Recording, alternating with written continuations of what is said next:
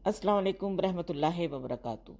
नाज़रीन, आपको याद होगा कि मुल्क में 9 नवंबर को अल्लामा इकबाल डे मनाया गया और मुल्क भर में आम तातील का ऐलान भी किया गया। सिर्फ इतना ही नहीं, दुनिया जहान के किस्से कहानियां घड़कर सोशल मीडिया पर शेयर की गईं और ख्वाबों में रहने वाली कौम ने अल्लामा इकबाल की तारीफ में ज़मीन आसमान के कलाबे मिलाते हुए भरपूर कोशिश की कि 1938 में वफात पाने वाले अल्लामा इकबाल साहब का किसी न किसी तरह से पाकिस्तान बनाने की कोशिशों में हिस्सा डाला जा सके। कुछ तो इतना आगे बढ़ गए कि एक ने तो ये तक कह दिया कि 74 में अहमदियों को गैर मुस्लिम करार दिलवाने में भी अल्लामा इकबाल की कोशिशों का हाथ था। बल्कि सबसे पहले तो तजवीज़ ही अल्लामा इकबाल ने पेश की थी। नाजरीन, ये लोगों की जहन साजी के लिए कब्रों से मुर्दे भी निकाल कर जिंदा कर सकते हैं और 74 की असम्बली में लाकर बिठा सकते हैं। इनसे कुछ भी बैद नहीं।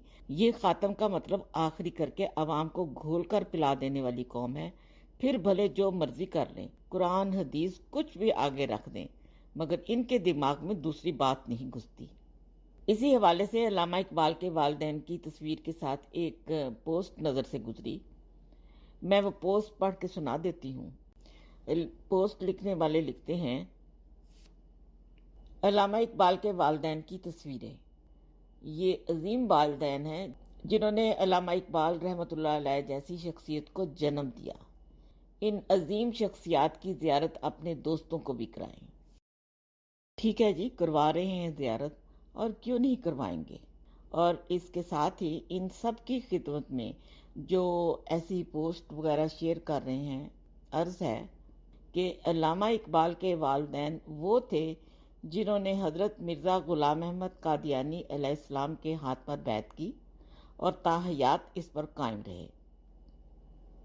नाजरीन, बेचारे सोचते तो होंगे कि बंदा गलत चूज़ हो गया, काश पहले तहकीक कर लेते, लेकिन अब तो जो होना था वो हो चुका।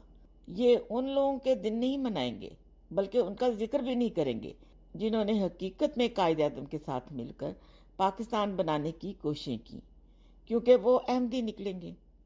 वहां से खौफजदा होकर अल्लामा इकबाल की तरफ भागे हैं, मगर हुई इनके साथ बड़ी बुरी, क्योंकि अल्लामा इकबाल के वालिदैन की तारीफें कर रहे हैं जो कि अहमदी मुसलमान थे। अब ये सब जान लेने के बाद मुमकिन है कुछ अर्सा बाद ऐसे ऐसे मनगढ़ंत किस्से भी सामने आए कि अल्लामा इकबाल के वालिदैन ने जमात अहमदिया छोड़ दी थी, वगैरह वगैरह। एक शख्स इस पोस्ट पर यह बात कह भी चुके हैं कि अल्लामा इकबाल के वालिदैन का कोई सबूत नहीं है कि वो अहमदी रहे भी थे या नहीं। अब इनको नॉन अहमदी साबित करने की कोशिशें करेंगे। बहरहाल, अब वो ज़माने के ये सोशल मीडिया का दौर है और कहीं ना कहीं से हकीकत निकल आती है। इजाज़त चाहूँगी। अस्सलाम वालेकुम रहमतुल्लाहि व बरकातुहू।